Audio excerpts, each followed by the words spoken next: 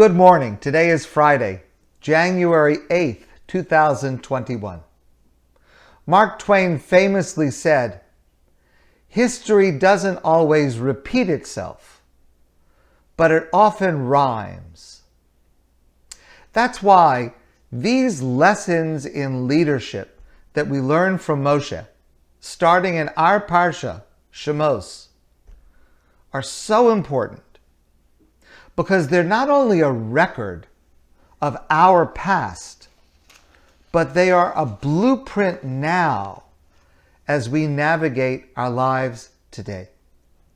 Now, I shared several of these insights last night, mining the riches of the Parsha, but here is one more crucial facet of leadership that Moshe demonstrates in our Parsha this week. A facet of leadership that is in such short supply today. We read in the Torah, "U'Moshe haya ro'eh es tzon Yisrael chosein koy midyon." Moshe was a shepherd, and he was shepherding the flock of his father-in-law Yisro. Vayinhag es hatzon achar hamidbar. And Moshe took the sheep to graze far away into the desert. Vayavo el har ha'elakim choreva. And he came to the place that would later be known and was earlier known as Chorev. That's the first pasuk.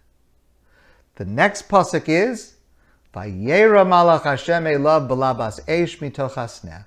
God appears to Moshe from within a burning bush. That's it, 2 psukim. In this single first verse that I quoted, our rabbis find multiple qualities of leadership in Moshe, which lead directly to the second verse, Hashem selecting him as the leader of the Jewish people. Moshe is a shepherd. A shepherd is one who is constantly aware of the needs of his flock and concerned with their welfare and puts their needs ahead of his own. Another insight is that Moshe took the animals far away in order to be certain that his sheep would not graze on land that belonged to someone else, demonstrating an evolved sense of justice and fairness, another essential element of leadership. But our rabbis in the Midrash supply one more crucial aspect of this backstory. They tell us that a sheep ran away from the flock, and Moshe was chasing it. The faster the sheep ran, Moshe ran even faster to try to catch it and return it to the flock, because the sheep are supposed to stay with the flock. They're not supposed to run away. Finally, the sheep reached a source of water and, exhausted, flung itself down to drink. At that moment, Moshe realized the sheep wasn't running away. The sheep was thirsty and needed water.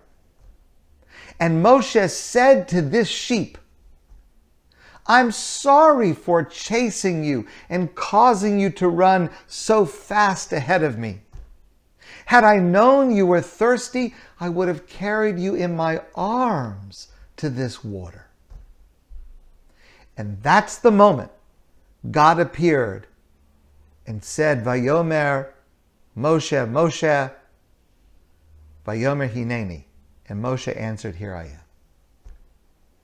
It is a beautiful vignette of caring and tenderness. But it is also something monumental. Because if a sheep is thirsty, it means the shepherd has not done his job. Moshe sees one of his flock not behaving as it should. Now, initially, Moshe thinks the sheep is wrong to run away, and Moshe runs after it. But what Moshe realizes is that if the sheep is not doing what Moshe wants, it's not the fault of the sheep.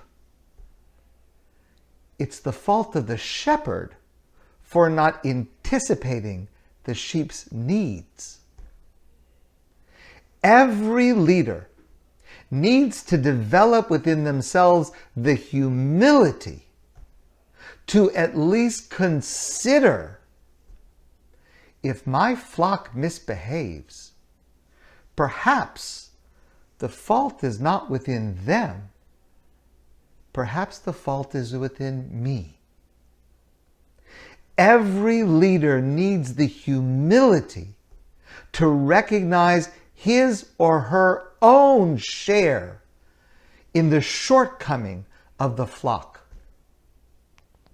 And it is at that moment, the moment that Moshe realizes this and starts on the path that will eventually lead Moshe to be called by God the most humble of all men. It's at that moment God calls out to Moshe from the burning bush and selects Moshe as the leader of the Jewish people, the worthy shepherd of the Jewish people.